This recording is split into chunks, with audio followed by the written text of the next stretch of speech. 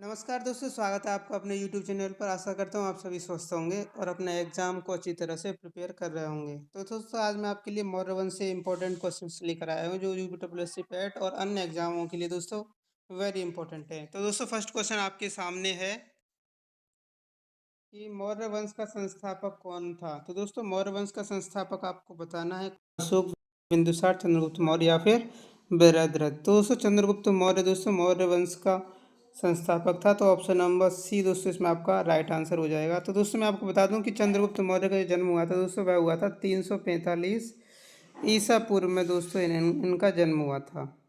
ठीक है दोस्तों। वहीं दोस्तों, अगर हम बात करें दूसरे क्वेश्चन की कि चंद्रगुप्त मौर्य ने किसकी सहायता से मौर्य वंश की स्थापना की। तो दोस्तों, चंद्रगुप्त मौर्य ने चाणक्य इट मीन्स कौटिल्य की सहायता से जो है मौर्य वंश की स्थापना करी थी, क्योंकि इन्होंने दोस्तों घनानंद को हराने में मदद की थी चंद्रगुप्त मौर्य की। तो इसलिए इसका जो राइट आंसर है दोस्तों वह हो जाएगा आपका option number B, Chanakya. Chanakya की सहायता से दोस्तों चंद्रगुप्त मौर्य ने मौर्य वंश की स्थापना करी थी, और यह करी थी आपको घनानंद को हराने के बाद में। किसको दोस्तों? घनानंद को हराने के बाद दोस्तों उन्होंने मौर्य वंश की स्थापना करी थी। चलिए दोस्तों, नेक्स्ट क्वेश्चन की तरफ बढ़ते हैं। क्वेश्चन नंबर थर्ड दोस्तों आपके सामने है। तीसरा है दोस्तों, अर्थशास्त्र नामक पुस्तक किसने लिखी थी। तो दोस्तों, अर्थशास्त्र पुस्तक नामक किसने लिखी थी आपको बताना है। तो दोस्तों, अर्थशास्त्र पुस्तक है दोस्तों जिसका संबंध किससे है दोस्तों? राजनीति से। किससे है दोस्तों? राजनीति से संबंध है आपका अर्थशास्त्र का। तो दोस्तों, इसकी जो रचना है वह करी थी चाणक्य ने। तो दोस्तों, चाणक्य को हम कौटिल्य और विष्णुगुप्त अन्य नामों से भी जानते हैं। कौन कौन नामों से दोस्तों? चाणक्य को हम कौटिल्य और विष्णुगुप्त के नाम से जानते हैं। वही दोस्तों, अगर हम बात करें क्वेश्चन नंबर 4 में कि मौर्य साम्राज्य की राजधानी क्या थी। तो दोस्तों, मौर्य साम्राज्य की जो राजधानी रही थी दोस्तों वह थी आपकी, जल्दी से बताइए दोस्तों, इसका जो राइट आंसर है दोस्तों वह हो जाएगा आपका ऑप्शन नंबर बी, पाटलिपुत्र। आइए दोस्तों, नेक्स्ट क्वेश्चन की तरफ बढ़ते हैं। क्वेश्चन नंबर 5 आपके सामने है दोस्तों कि चंद्रगुप्त मौर्य के दरबार में आया यूनानी राजदूत कौन था। तो दोस्तों, ऐसा कौन यूनानी राजदूत था जो चंद्रगुप्त मौर्य के दरबार में आया था। तो दोस्तों, यहाँ से ज़्यादातर क्वेश्चन पूछा जाता है और ये बेहद इंपॉर्टेंट क्वेश्चन है, वेरी इंपॉर्टेंट क्वेश्चन है, क्योंकि जो चंद्रगुप्त मौर्य के दरबार में जो आया था दोस्तों वह था मेगास्थनीज। तो ऑप्शन नंबर सी दोस्तों इसमें आपका राइट आंसर हो जाएगा।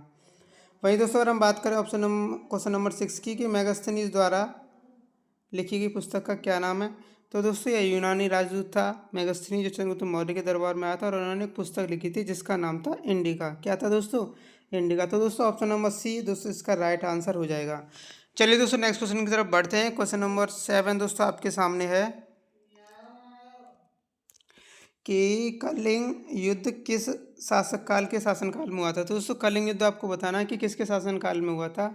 चंद्रगुप्त मौर्य, बिंदुसार, अशोक या फिर दशरथ। तो दोस्तों, मैं इसका आपको राइट आंसर बता दूंगा कि जो कलिंग युद्ध हुआ था यह हुआ था दोस्तों अशोक के शासनकाल में। किसमें दोस्तों? अशोक के शासनकाल में दोस्तों ये जो है कलिंग का युद्ध हुआ था, और ये आपके लिए बेहद ही इम्पोर्टेंट है, क्योंकि ये पूछा जाता है कि कलिंग का युद्ध किस सन में हुआ था। तो दोस्तों, इसका आपको राइट आंसर कमेंट बताना है कि कलिंग का युद्ध कब हुआ था। तो दोस्तों, उन्होंने अपने जैसे उनका अभिषेक हुआ था तो लगभग दोस्तों 8 वर्ष बाद, कितने वर्ष बाद दोस्तों? 8 वर्ष बाद ही उन्होंने दोस्तों 261 ईसा पूर्व में, कितने दोस्तों? 261 ईसा पूर्व में कलिंग का युद्ध किया था। किसने दोस्तों? अशोक द्वारा। तो दोस्तों, जिसमें क्या है, भारी भारी मारकाट को देखकर अशोक का हृदय पिघल गया और उसने सोचा कि वह अब युद्ध नहीं करेगा, और वह अपना धर्म जो है उससे मारकाट से प्रभावित होकर के उसने अपना धर्म चेंज कर लिया और वह बौद्ध धर्म की शरण में चला गया दोस्तों कलिंग युद्ध के बाद से। वही दोस्तों, अगर हम बात करें क्वेश्चन नंबर 8 की कि कलिंग युद्ध के बाद अशोक ने कौन सा धर्म अपनाया था। तो दोस्तों, हमने बताया कि कलिंग युद्ध के बाद अशोक ने जो है बौद्ध धर्म को अपनाया। तो दोस्तों, ऑप्शन नंबर बी इसमें आपका राइट आंसर हो जाएगा। आइए दोस्तों, नेक्स्ट क्वेश्चन की तरफ बढ़ते हैं। क्वेश्चन नंबर 9 दोस्तों आपके सामने है कि अशोक के शिलालेखों को सर्वप्रथम किसने पढ़ा था। तो दोस्तों, ऐसा कौन है जिसने अशोक के शिलालेखों को सबसे पहले पढ़ा था। तो दोस्तों, इस क्वेश्चन का जो राइट आंसर है वो हो जाएगा option number A, James Prinsep. वहीं दोस्तों, क्वेश्चन नंबर 10 में अगर बात करें कि अशोक के अधिकांश शिलालेख किस लिपि में लिखे गए हैं। तो दोस्तों, अशोक के ज़्यादातर जो शिलालेख लिखे गए हैं वह लिखे गए हैं दोस्तों ब्राह्मी लिपि में। तो दोस्तों, ऑप्शन नंबर बी इसमें आपका राइट आंसर हो जाएगा। आइए दोस्तों नेक्स्ट क्वेश्चन की तरफ बढ़ते हैं। क्वेश्चन नंबर 11 दोस्तों आपके सामने है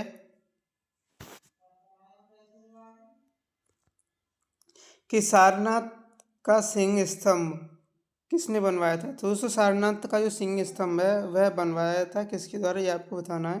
तो दोस्तों इसका जो राइट आंसर है वो हो जाएगा अशोक। तो ऑप्शन नंबर सी दोस्तों इसमें आपका राइट आंसर हो जाएगा। क्वेश्चन नंबर 12 है दोस्तों कि अशोक के पुत्र का क्या नाम था जिसे उसने बौद्ध धर्म के प्रचार के लिए श्रीलंका भेजा था। तो दोस्तों अशोक का जो पुत्र था दोस्तों वह था आपका ऑप्शन नंबर बी महेंद्र, और पुत्री दोस्तों संघमित्रा। इनको दोस्तों उन्होंने श्रीलंका भेजा था बौद्ध धर्म के प्रचार प्रसार के लिए। तो यह भी दोस्तों आपको पता होना चाहिए कि अशोक के पुत्र का क्या नाम था। तो ठीक है दोस्तों, अशोक के पुत्र का नाम था महेंद्र, एंड जो उनकी पुत्री थी दोस्तों वह थी आपकी संघमित्रा। कौन थी दोस्तों, संघमित्रा जो है उनकी पुत्री थी अशोक की। आइए दोस्तों नेक्स्ट क्वेश्चन की तरफ बढ़ते हैं। क्वेश्चन नंबर 13 दोस्तों आपके सामने है कि मौर्य वंश का अंतिम शासक कौन था। तो दोस्तों इस क्वेश्चन का जो राइट आंसर है वह हो जाएगा आपका ऑप्शन नंबर डी बृहद्रथ। दोस्तों मौर्य वंश का अंतिम शासक था। वही दोस्तों अगर हम बात करें कि बृहद्रथ की हत्या किसने की थी, तो दोस्तों बृहद्रथ की जो हत्या की थी वह की थी पुष्यमित्र शुंग ने। तो दोस्तों ऑप्शन नंबर ए इसमें आपका राइट आंसर है। और बृहद्रथ की हत्या के बाद ये दोस्तों शुंग वंश की स्थापना करी थी पुष्यमित्र शुंग ने। आइए दोस्तों नेक्स्ट क्वेश्चन की तरफ बढ़ते हैं।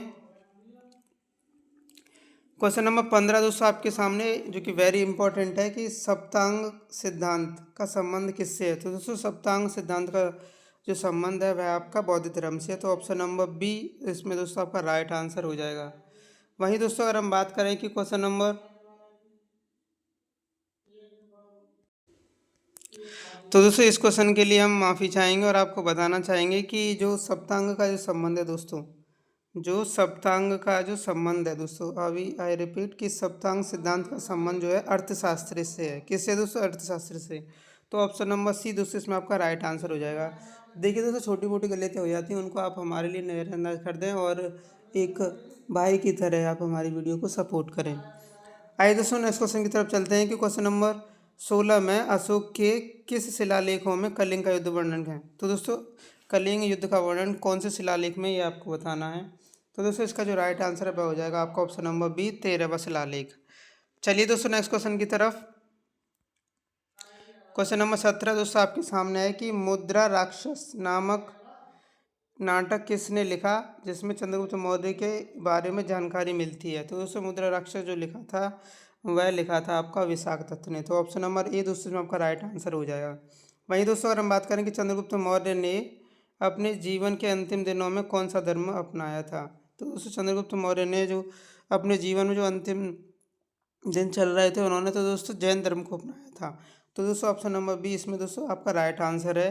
और जबकि दोस्तों अगर हम वही बात करें कि अशोक ने कौन सा धर्म अपनाया था, तो दोस्तों अशोक ने कलिंग युद्ध के बाद बौद्ध धर्म को अपनाया था। आइए दोस्तों नेक्स्ट क्वेश्चन की तरफ चलते हैं।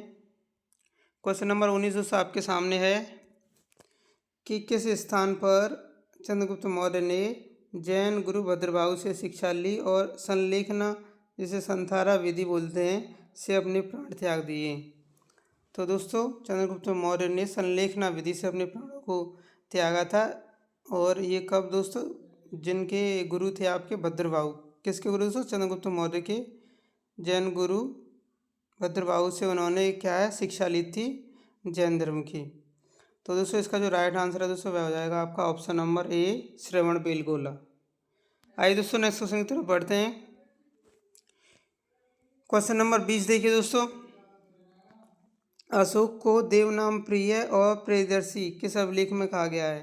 तो दोस्तों अशोक के जो नाम है देवनाम प्रिय और प्रियदर्शी, ये दोस्तों उनको किस अभिलेख में कहा गया है। तो दोस्तों इसका जो राइट आंसर है वह हो जाएगा आपका ऑप्शन नंबर ए मस्की अभिलेख।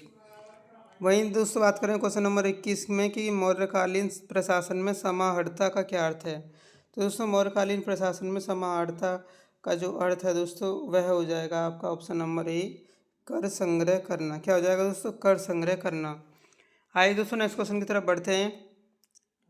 क्वेश्चन नंबर 22 आपके सामने है कि मौर्य साम्राज्य में सीता से क्या तात्पर्य है।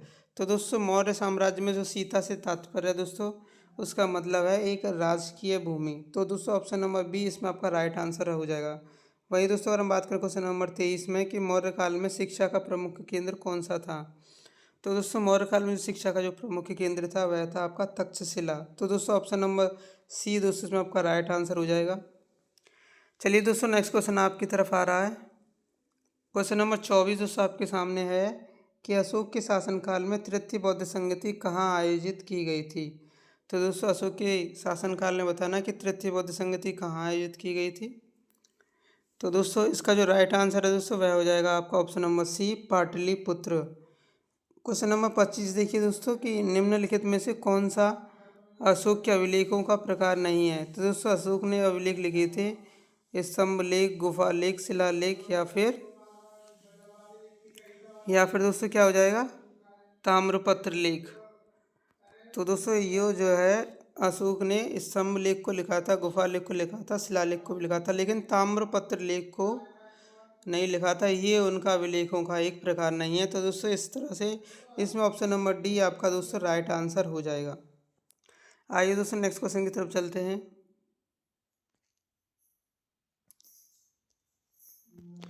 मौर्य वंश के क्या दोस्तों मौर्य वंश के किस शासक को अमित्रघात, जिसे शत्रुओं का नाश करने वाला कहा गया, वो किसे कहा गया था, ये आपको बताना है। तो दोस्तों अमित्रघात दोस्तों जिसे बोला गया था वह बोला गया था बिंदुसार को। किसको बोला गया था दोस्तों, बिंदुसार को। तो ऑप्शन नंबर बी दोस्तों इसमें आपका राइट आंसर है। अमित्रघात का मतलब होता है दोस्तों शत्रुओं का नाश करने वाला।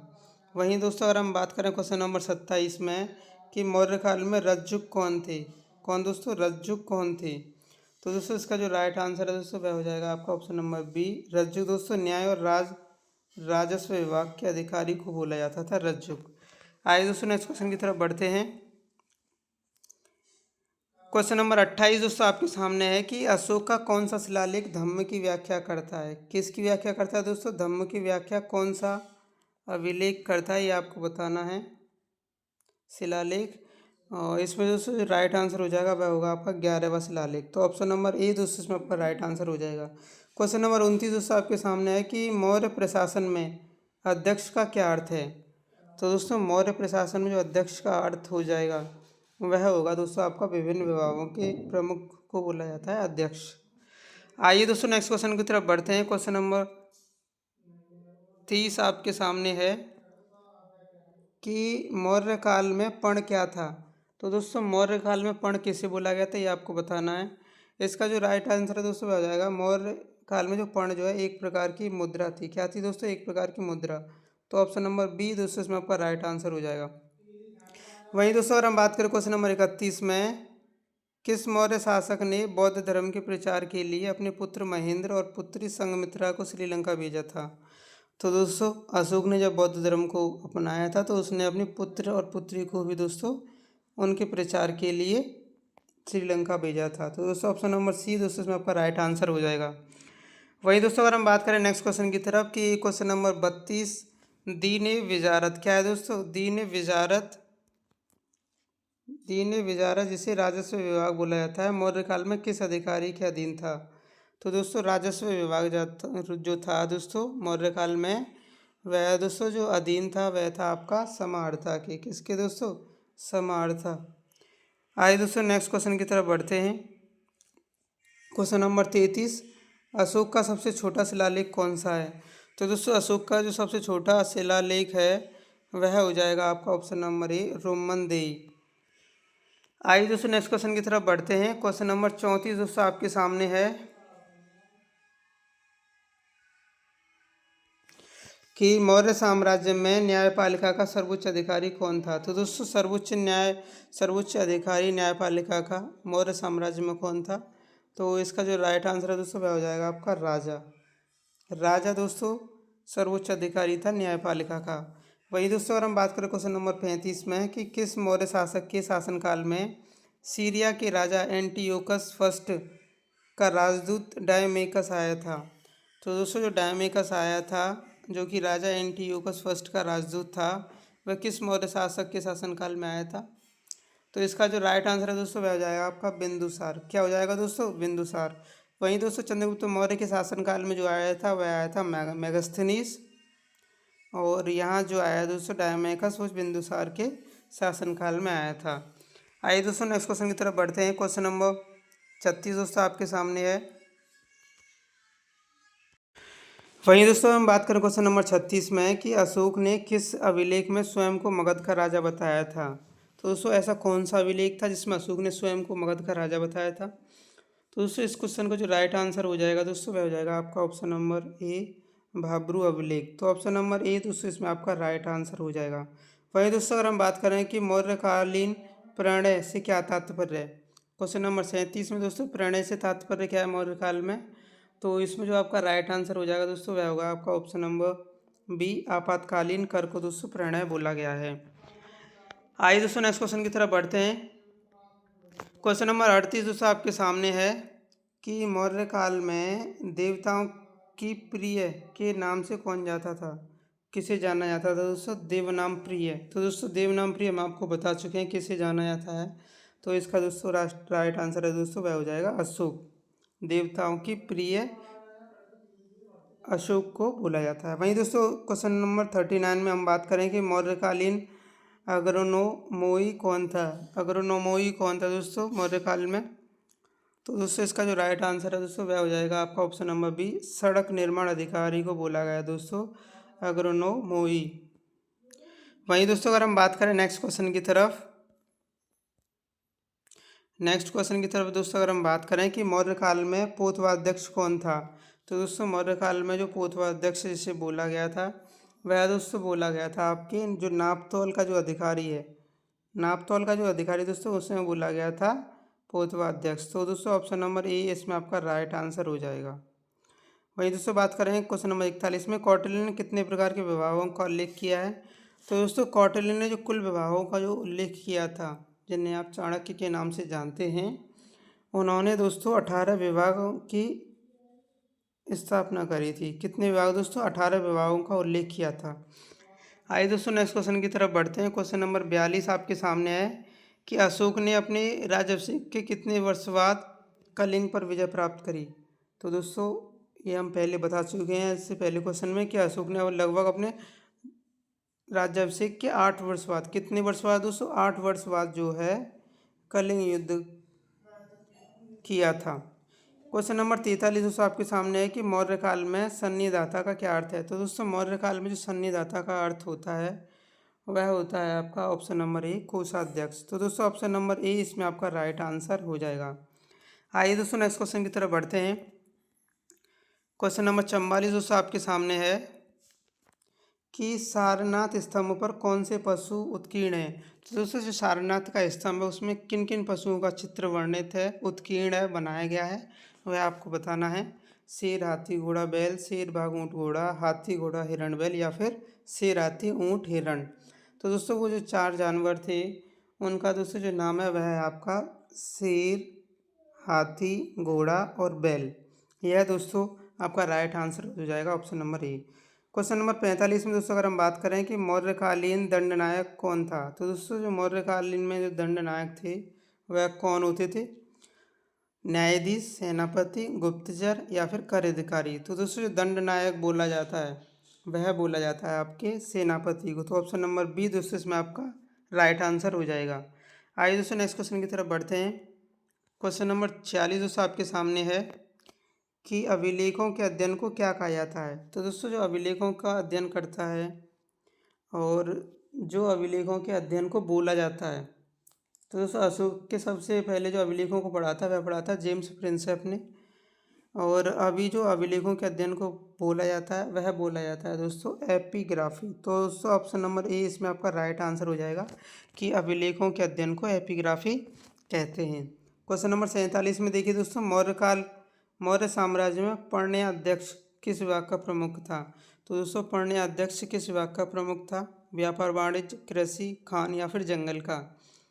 तो दोस्तों पर्णयाध्यक्ष जो था दोस्तों वह था आपका व्यापार वाणिज्य का प्रमुख होता था दोस्तों पर्णयाध्यक्ष। आइए दोस्तों नेक्स्ट क्वेश्चन की तरफ बढ़ते हैं।